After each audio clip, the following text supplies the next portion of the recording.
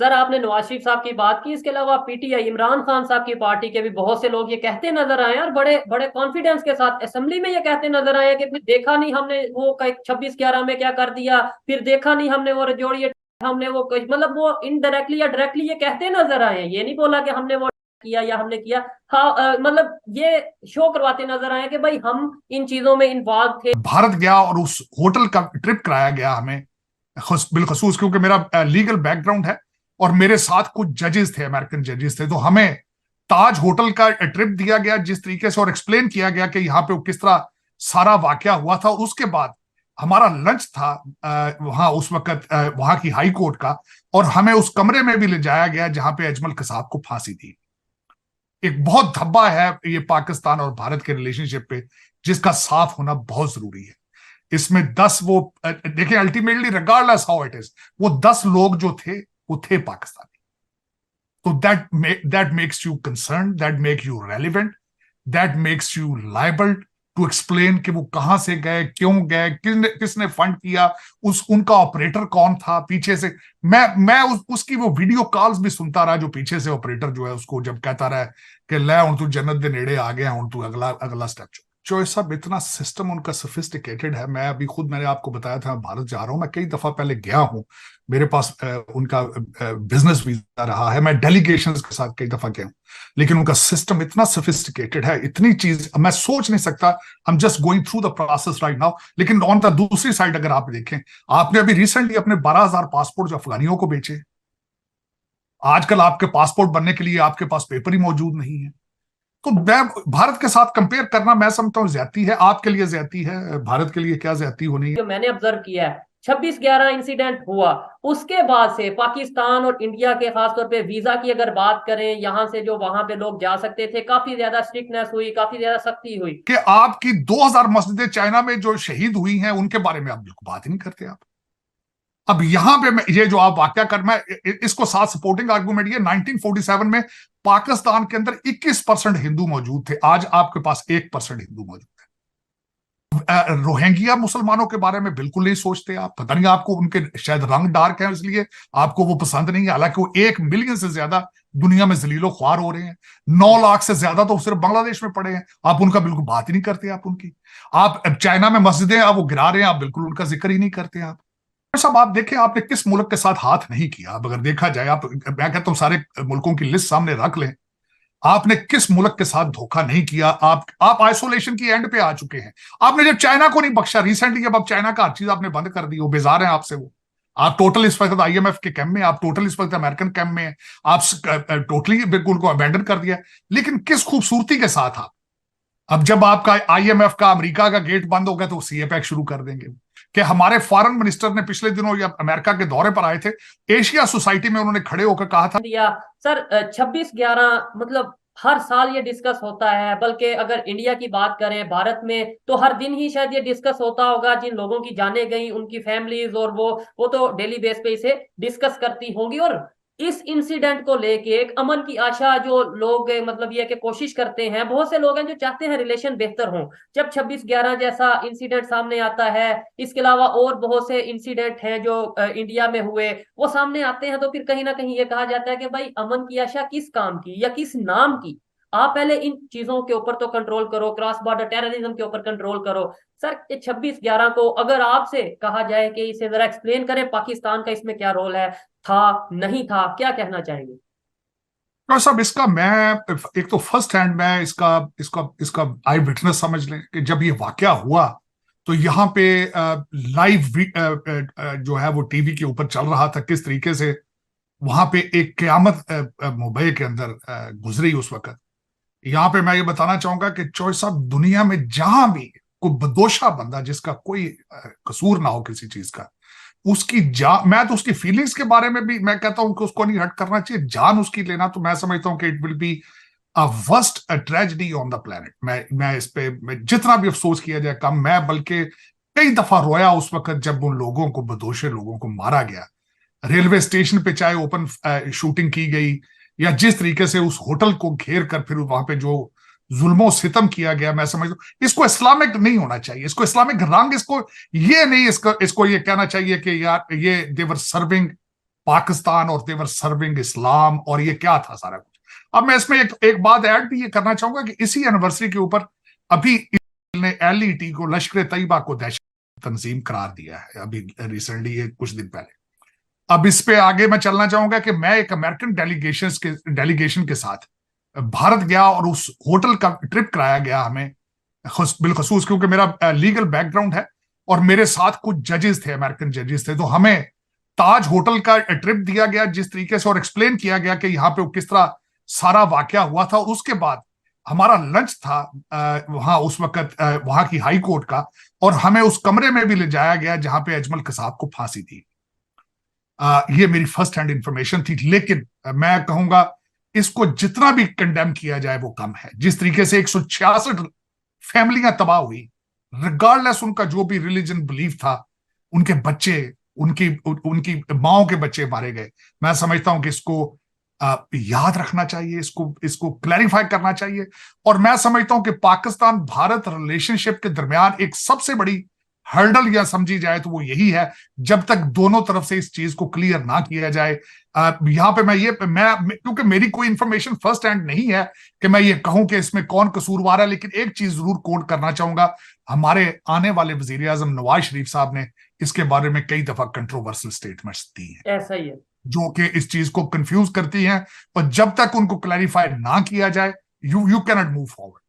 एक बहुत धब्बा है ये पाकिस्तान और भारत के रिलेशनशिप पे, जिसका साफ होना बहुत जरूरी है।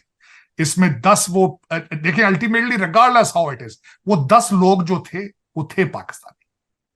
तो that makes you concern, that make you relevant, that makes you liable to explain कि वो कहां से गए, क्यों गए, किसने फंड किया, उनका ऑपरेटर कौन था पीछे से। मैं उसकी वो वीडियो कॉल्स भी सुनता रहा, जो पीछे से ऑपरेटर जो है उसको जब कहता रहा कि ले हुण तू जन्नत दे नेड़े आ गया, हुण तू अगला अगला स्टेप चुक।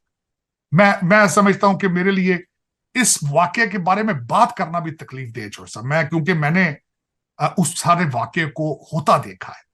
और मैं, जिस तरह मैंने कहा है कि मेरी नजर में दुनिया का हर शख्स जो है वो एक कीमती शख्स है, वो एक कीमती ऐसे ही इंसान है। किसी का बेटा है, किसी का भाई है, किसी का बाप है, किसी का हस्बैंड है, उसको इस तरीके से मारना और बकरों, अब मैं कहता हूं कोई उनका कसूर नहीं, बेचारे सुबह उठ के काम करने गए हुए थे और वापस आए। तो ये मेरे, और उसके बाद मैं पुलिस वालों को मैंने देखा जिस तरीके से उन्होंने अपनी जानें दी है, my hat off to them at the same time. लेकिन one of the human tragedy, the Mumbai was a human tragedy। इस पे जितना भी अफसोस किया जाए कम है। मैं समझता हूं कि दिस इज, और मैं यहाँ पे वंस अगेन चोर सब ये कहूंगा, दुनिया का कोई भी मजहब आपको इजाजत नहीं देता कि आप किसी दूसरे को हर्ट करके आप जन्नत या दोज़ख या कोई रिवार्ड आपको मिलेगा। It's not possible, it is not possible.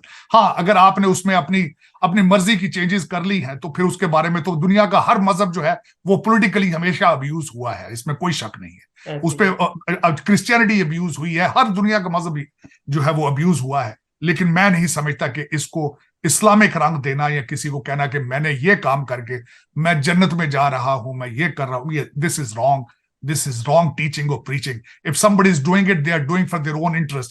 They are not serving Islam at all. ठीक है सर, आपने नवाज शरीफ साहब की बात की, इसके अलावा पीटीआई इमरान खान साहब की पार्टी के भी बहुत से लोग ये कहते नजर आए और बड़े बड़े कॉन्फिडेंस के साथ असेंबली में ये कहते नजर आए कि फिर देखा नहीं हमने वो 26/11 में क्या कर दिया, फिर देखा नहीं हमने वो रजौड़ी अटैक, हमने वो मतलब वो इनडायरेक्टली या डायरेक्टली ये कहते नजर आए। ये नहीं बोला कि हमने वो किया या हमने किया। हाँ, मतलब ये शो करवाते नजर आए कि भाई हम इन चीजों में इन्वॉल्व थे या हो सकते हैं। सर क्या समझते हैं, एक बड़ा पॉइंट जो मैंने नोट किया है, जो मैंने ऑब्जर्व किया है, 26/11 इंसिडेंट हुआ, उसके बाद से पाकिस्तान और इंडिया के खासतौर पे वीजा की अगर बात करें, यहाँ से जो वहां पे लोग जा सकते थे, काफी ज्यादा स्ट्रिक्टनेस हुई, काफी ज्यादा सख्ती हुई। अभी वर्ल्ड कप में भी रिसेंटली जो वर्ल्ड कप हुआ उसमें भी पाकिस्तान की तरफ से ये कहा जा रहा था कि देखें जी हमें वहां पे वीजा नहीं दिया गया, देखें जी इंडिया की कैसी मेजबानी है। कहीं ना कहीं मैं ये समझता हूँ कि देखें उन्होंने अपने कंट्री के लिए सोचना है, तो उनकी ये पॉलिसीज बेहतर नहीं है कि उधर उन्होंने अपनी जो वो अटैक हुआ, जो वहां पे मिसहैप हुआ, उससे सीखा, अपनी पॉलिसीज को स्ट्रांग किया, अपने कंट्री को महफूज किया। हमारे यहाँ पे हर दूसरे दिन अटैक होता है, हम तो कंट्रोल नहीं कर पा रहे। हर दूसरे दिन, हर तीसरे दिन, हर चौथे दिन आप अटैक होता है। चॉइस साहब इतना सिस्टम उनका सोफिस्टिकेटेड है। मैं अभी खुद, मैंने आपको बताया था भारत जा रहा हूं, मैं कई दफा पहले गया हूं, मेरे पास उनका बिजनेस वीजा रहा है, मैं डेलीगेशंस के साथ कई दफा गया हूं, लेकिन उनका सिस्टम इतना सोफिस्टिकेटेड है, इतनी चीज मैं सोच नहीं सकता। I am just going through the process right now. लेकिन ऑन द दूसरी साइड अगर आप देखें, आपने अभी रिसेंटली अपने 12,000 पासपोर्ट जो अफगानियों को बेचे, आजकल आपके पासपोर्ट बनने के लिए आपके पास पेपर ही मौजूद नहीं है। तो मैं भारत के साथ कंपेयर करना, मैं समझता हूं ज्यादती है, आपके लिए ज्यादती है, भारत के लिए क्या ज्यादती होनी है। लेकिन ये कि काश आप भी कुछ सीखें दुनिया से। लेकिन दर हकीकत वजह यह है कि चौधरी साहब, हम 76 साल से, हमारा अभी तक, मैं अभी तक मेरा मतलब मुझे कोई रिलीफ नजर नहीं आ रही कि आने वाले दिनों में आपको बेहतरी की तरफ जा रहे हैं या आपको कुछ बेहतर किया। अभी तक किसी ने मुझे ये नहीं बताया कि आप कौन सी चीज यहां से बना के एक्सपोर्ट करेंगे, आप किस तरीके से अगले आने वाली जनरेशन को एजुकेट करेंगे, आप किस तरीके से पाकिस्तान को अपलिफ्ट करेंगे, किस तरीके से दहशत गर्दी को खत्म करेंगे। लेकिन हाँ, एक बात आपको मैं मुबारकबाद देना चाहता हूं, काकड़ साहब यूएई जा रहे हैं, ये जी बहुत बड़ी बिल्कुल। खुशखबरी है आपके लिए।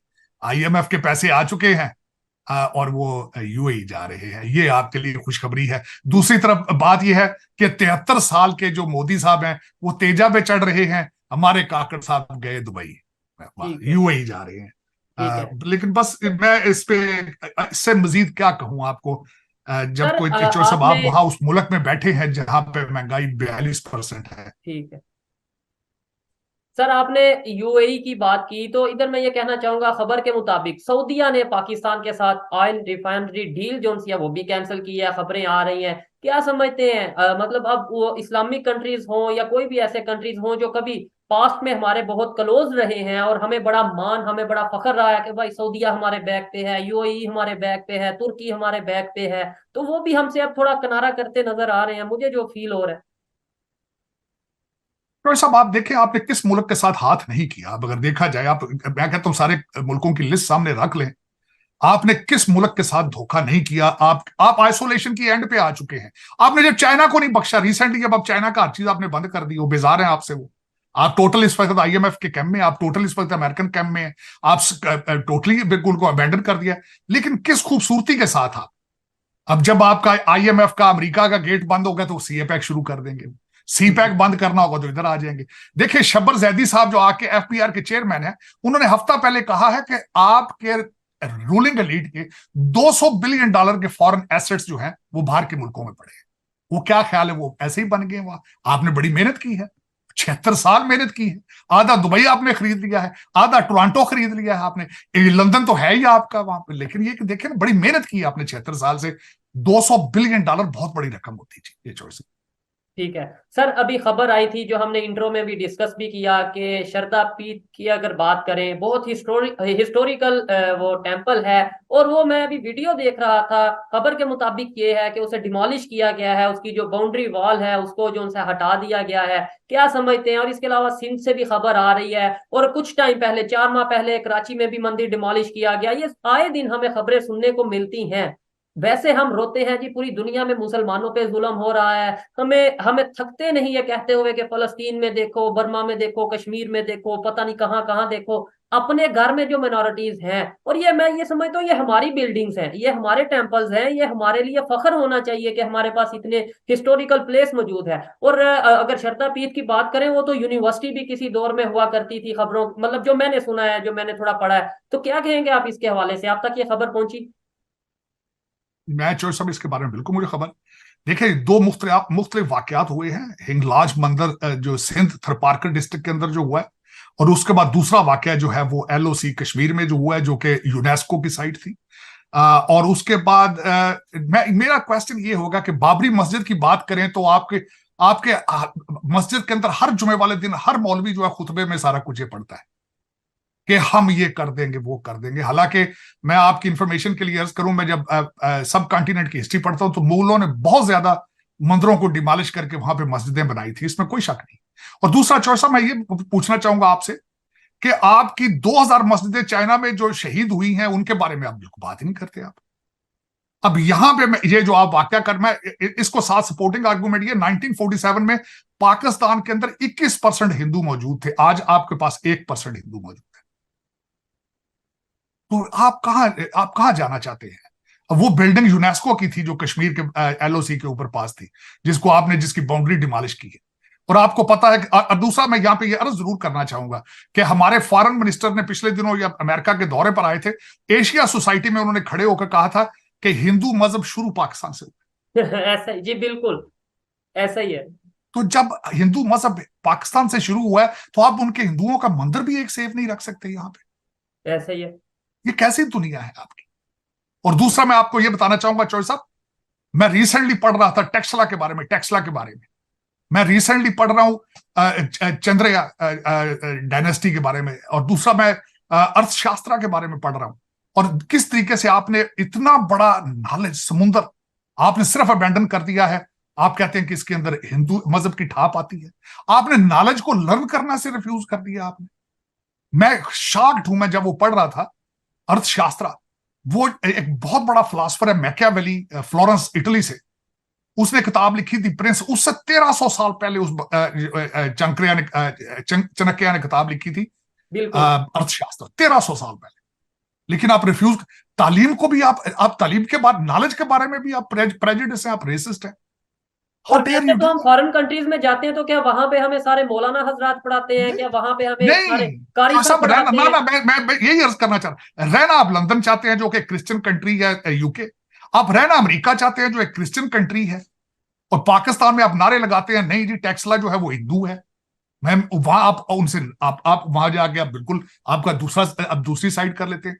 लेकिन उसमें चौसा मैं खासकर एक चीज जो अर्ज करना चाह रहा था वो ये थी कि आपको ये सख्त जात है आपकी सोचों का। आप रोहिंग्या मुसलमानों के बारे में बिल्कुल नहीं सोचते। आप पता नहीं, आपको उनके शायद रंग डार्क है इसलिए आपको वो पसंद नहीं है, हालांकि वो 1 मिलियन से ज्यादा दुनिया में जलीलो ख्वार हो रहे हैं। 9 लाख से ज्यादा तो सिर्फ बांग्लादेश में पड़े हैं, आप उनका बिल्कुल बात ही नहीं करते। आप उनकी, आप चाइना में मस्जिदें आप वो गिरा रहे हैं, आप बिल्कुल उनका जिक्र ही नहीं करते आप। लेकिन आप, जब मेरा मकसद ये ज्यादती है कि आपके अपने स्टैंडर्ड जो है वो डबल स्टैंडर्ड है। लेकिन जरा ख्याल रखना चाहिए कि इबादत गाह जो होती है उसमें लोगों के सेंटिमेंट्स होते हैं, उनकी डेफिनेट। इज्जत करनी चाहिए। बल्कि यहां पे मैं अर्ज करना चाहूंगा, अगर इस्लामिक लॉ आपने किसी ने पढ़ा हो गलती से, तो उसमें यह है कि जंग के हालत जंग में भी किसी की इबादत गाह को डैमेज करने का आपको से मना किया गया है। किसी ग्रीन दरख्त को काटने से मना किया गया है। बच्चों, बुजुर्गों, औरतों पे हाथ उठाने से मना किया गया है। लेकिन आप पता नहीं फिर आप किस किस्म के इस्लाम को प्रैक्टिस करते हैं, कौन से मजहब को क्या देखते हैं। लेकिन मैं इसको ज्यादती समझूंगा, बिल्कुल कंडेम करूंगा इस चीज को। लेकिन अगर आप ये कर रहे हैं तो फिर ज़हनी तौर पर तैयार रहें, दूसरी साइड पे जब होगा तो फिर आपको तकलीफ ज्यादा होगी। ठीक है। और सर आपने ये बोला कि भाई जंग की हालत में भी ऐसा कुछ करना लीगल नहीं है, ये हमारा मजहब कहता है। और दूसरी साइड पे हम ऐसे मौलाना हजरात को जानते हैं या ऐसे मजहबी लोगों को जानते हैं जो ये कहते हैं कि हम इस्लाम का झंडा उधर लाल किले में या पता नहीं कहाँ, मतलब वो ये समझते हैं कि भाई कोई मंदिर को डिमोलिश करके वहां पे इस्लाम का झंडा लहरा देने से कोई बड़ा नाम हो जाएगा, या बड़ा समझ लें कि हम इस्लाम की या मजहब की हिदमत करेंगे। ऐसा कंसेप्ट भी पाकिस्तान में, ऐसा माइंडसेट भी मौजूद है। सर दूसरी साइड पे इसी मंदिर के हवाले से, श्रद्धा पीठ के हवाले से, जो इंडिया साइड कश्मीरी पंडित हैं, उन पंडितों ने ये ऐलान किया है, मैं ये वीडियो उनकी देख रहा था, उन्होंने बोला है कि भाई हम ये ना हो गया हमें बॉर्डर क्रॉस करना पड़े, क्योंकि ये हमारे रिलीजियस सेंटीमेंट की बात है, तो हम इसके ऊपर बर्दाश्त नहीं करेंगे। पाकिस्तान गवर्नमेंट को सीधा सीधा उन्होंने वार्न किया है प्रॉपर वीडियो रिकॉर्ड करके कि भाई हमें ऐसा ना हो कि बॉर्डर क्रॉस करना पड़े। मैंने बिल्कुल वो वीडियो देखी जिसमें उन्होंने, हिंदुस्तान टाइम्स में वो जी। उनकी वीडियो थी जिसमें उन्होंने पेपर फाड़े हैं और उन्होंने कहा कि of course they are it's a touchy subject. आप जिस तरह आपके मस्जिद जब कोई होती है शहीद बॉर्डर से दूसरी साइड पे, आप खुद क्या करते हैं? बल्कि अब कोई मस्जिद शहीद होती है, अभी तक आपने 2-3 शहर जला देने थे अपने आप, अपने पाकिस्तान के अंदर ही। तो इवन उनका उसके भी ऊपर जहन अभी है, कोई, आपको उनके उसके ऊपर सेंटीमेंट्स। कोई प्रॉपर खबर भी ना आती, सिर्फ ऐसे कोई सोशल मीडिया पे कोई फोटो देख लेते या कुछ इस तरीके से देख लेते तो हमने यहाँ पे ववेला उठा देना था कि भाई ये हो गया, गलत हो गया ये। यहाँ पे तो प्रॉपर हमारे वीडियोज आ रही हैं कि भाई जहाँ जो उनके साथ सिचुएशन हुई है। बिल्कुल डेफिनेटली, और मैं समझता हूँ इसको कंडेम करना चाहिए और इस पर पाकिस्तानी गवर्नमेंट को इसका रिस्पॉन्ड देना चाहिए इसको डेफिनेटली। अब आप I humbly request them to do it, क्योंकि ज्यादती है और उनका मजहबी जगह थी। और मैं यहाँ पे ये एक और भी बात बताना चाहूंगा चौधरी साहब, आप तो इस मंदिर की बात कर रहे हैं, मैं एक और खबर पढ़ रहा था, टेक्सला, यूनिवर्सिटी ऑफ टेक्सला, जो कि एक बहुत बड़ा इंस्टीट्यूशन है, दुनिया की ओल्डेस्ट यूनिवर्सिटी है। आपका लैंड माफिया तो उस पर कब्जा करके कॉलोनी बनाना चाहता है, गिरा के उसको।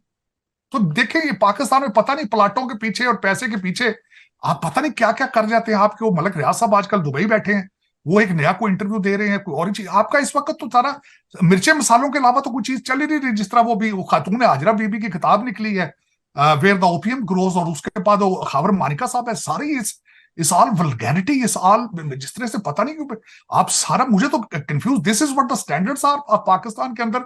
अब यही स्टैंडर्ड्स रह चुके हैं कि किसकी बीवी किसके साथ भाग रही है, किसका किसके साथ रिलेशनशिप है, ये क्या है इससे आगे। अब व्हाई डोंट यू, और इससे आगे क्यों नहीं बढ़ रहे आप उनको इस्लाम के बारे में, क्या ये इस्लामिक सारी चीजें जो खाबर मानिका साहब ने अगले दिन वो जज कुदरतुल्लाह साहब को इस्लामाबाद में जो उन्होंने एप्लीकेशन लिखी थी, क्या वो इस्लामी है सारा कुछ? उधर नहीं आप जाते। ठीक है। अब उन जगह पे आपका स्टैंडर्ड उसके को और है। ऊपर सर बात भी की जाए तो ये कहा जाता है कि भाई ये प्रोपेगेंडा किया जा रहा है, ये किसी की पर्सनल लाइफ को डिस्कस किया जा रहा है। जबकि मुर्शद, मैं ये समझता हूँ यानी कि किसी के पर्सनल मजहब को डिस्कस कर लेना आपके लिए आम बात है, डिस्कस करना क्या डिमोलिश करना आम बात है, लेकिन पर्सनल लाइफ को जी कोई डिस्कस नहीं कर सकता। खैर इसके ऊपर भी हम सर बात करेंगे, लेकिन मुझे साजिद साहब पर्सनली ऐसा लगता है कि पाकिस्तान को लेकर इंटरनेशनल कम्युनिटी का इंटरेस्ट खत्म होता जा रहा है। वो मतलब अपना अपना किनारा कर रहे हैं। इंडिया के लोग भी इंटरेस्ट वो उस तरीके से शो नहीं करते। वो अगर देखते भी हैं वो कहते हैं कि भाई हम तो इंटरटेनमेंट के तौर पे देखते हैं, कि चलो थोड़ी देर देख लेते हैं। कभी एक दौर था जब कहा जाता था पाकिस्तान भी पूरी दुनिया में एक पावर के तौर पे उभर रहा है, या चलो पावर नहीं भी है, एक नाम था पाकिस्तान का, पाकिस्तान की स्टेटमेंट की वैल्यू होती थी। आज के दौर में इंटरनेशनल लेवल हो या नेबर कंट्रीज हो, मजाक के तौर पे हमें देखा जा रहा है। आप इस बात से एग्री करते हैं? मैं समझता हूँ कभी भारत के अंदर पाकिस्तानी ड्रामे बड़े मशहूर थे और आज भी बड़े मशहूर है, क्योंकि पाकिस्तान पूरे ड्रामा बन गया। अब वो आपके आपके आपके हालात देखते हैं तो सारा ये ड्रामा ही है ना। देखा जाए तो जिस तरीके से मेरा मकसद है, करप्शन है, तमाशे हैं, जो जो मारा मारी चल रही है, ये भी तो एक ड्रामा है। पहले वरना जब मैं मेरी यूथ थी, जब जवान था, मैं जब यहाँ पाकिस्तान से यहाँ आया था, उस वक्त हमारे भारत के अंदर हमारे ड्रामे बहुत पॉपुलर थे। लोग वीडियो उनके रिकॉर्ड कर करके देखते थे। लेकिन अफसोस के साथ है कि आज हमारे पास कुछ भी नहीं है, कोई अच्छी खबर नहीं है। अंधेरा ही अंधेरा है 24/7। जो बातें की जाए, जुल्म और खौफ है। और अब इस वक्त सबसे बड़ी बात यह है, मैंने अगले दिन मलक रियाज साहब के हवाले से बात कर रहा था कि उनके इंटरव्यू में क्या नई चीज होगी। करप्शन की बताएंगे ना, फलां जज करप्ट था, फलां बंदा करप्ट था। इस पे तो नई बात है ही नहीं। हमने तो उसको एक्सेप्ट कर लिया अब ज़हनी तौर पर। बल्कि मैंने आपको कई दफा कहा कि हालात इतने खराब हो चुके हैं, मॉरली हम इतने बैंकरप्ट हो चुके हैं, अब शरीफ आदमी को तो लड़की का रिश्ता को नहीं देता पाकिस्तान में। ऐसा ही है सर। बिल्कुल। तो उसमें करप्शन की किसी की स्टोरी बताना कि मैंने फिर देखा है वहां बंदा बगैर कपड़ों के खड़ा है, वो देखो उसका ये कर, ये this is doesn't make it doesn't excite you any more. यही ज्यादती है। मैं समझता हूं कि हमने बिल्कुल ज़हनी पस्तियां जो है उसके उसकी हमने we have touch the peak of it. मेरा ज्यादती है जो समय ज्यादती समय। लेकिन फिर भी सर मैं ये समझता हूँ कि एज ए पाकिस्तानी, मेरी एज ए पाकिस्तानी आपकी ये जिम्मेदारी है कि जहां तक हमसे पॉसिबल है हम आवाज उठाते रहे। नो डाउट बहुत से एलिगेशन हम पे भी लगते हैं, बहुत सा मुश्किल वक्त हम पे भी आता है, शायद आपको भी ये चीजें फेस करनी पड़ती हों। और इवन मैं तो ये साजिद तारड़ साहब के हवाले से मैं रिसेंटली एक इंटरव्यू देख रहा था। पाकिस्तान का एक बड़ा चैनल है, बड़े एंकर हैं जो कि यूएस में जाके इनका इंटरव्यू कर रहे थे, और ओपनली इन्होंने तब भी इंडिया को अप्रिशिएट किया है, इंडिया की पॉलिसीज को अप्रिशिएट किया है। यहां से एक चीज मुझे मैं इनके हवाले से ये कहना चाहूंगा कि अक्सर पाकिस्तान के जर्नलिस्ट हों या पाकिस्तान के यूट्यूबर हों, सोशल एक्टिविस्ट हों, जब वो यूट्यूब पे आते हैं इंडिया की तारीफ करते हैं, लेकिन जब मेन स्ट्रीम मीडिया, पाकिस्तान के मेन स्ट्रीम मीडिया पे जाते हैं तो इंडिया के अगेंस्ट बात करते हैं या फिर इंडिया की हवाले से बात करना ही पसंद नहीं करते।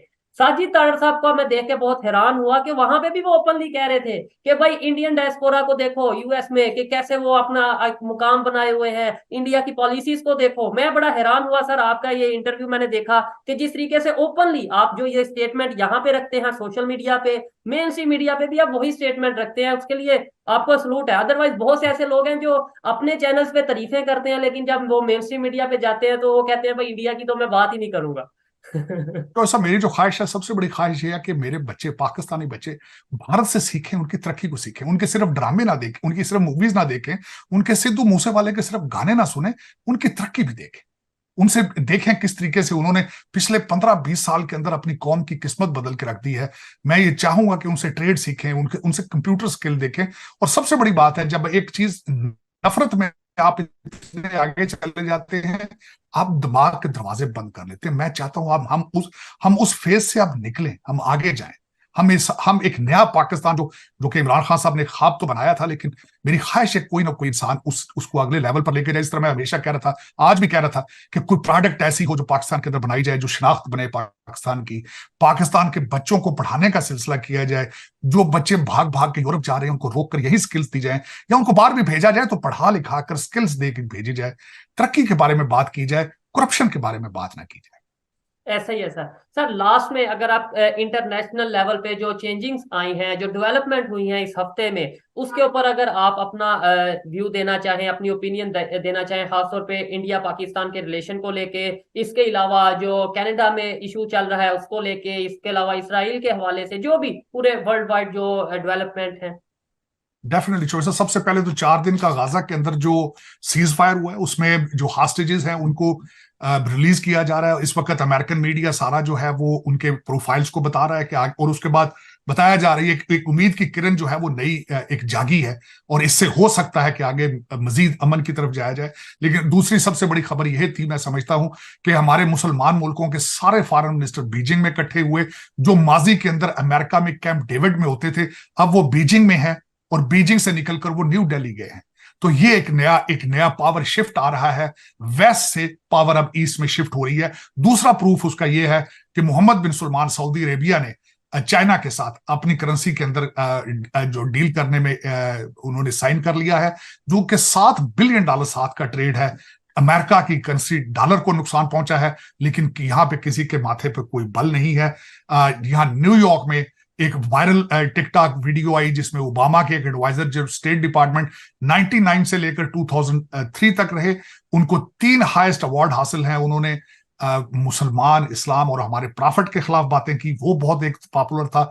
दूसरा यहां पे मैं बताना चाहूंगा, उसामा बिन लादेन का एक लेटर जो उन्होंने लिखा था आफ्टर 9/11, वो टिकटॉक के ऊपर बहुत ज्यादा चला, जो कि बहुत तशवीशनाक है।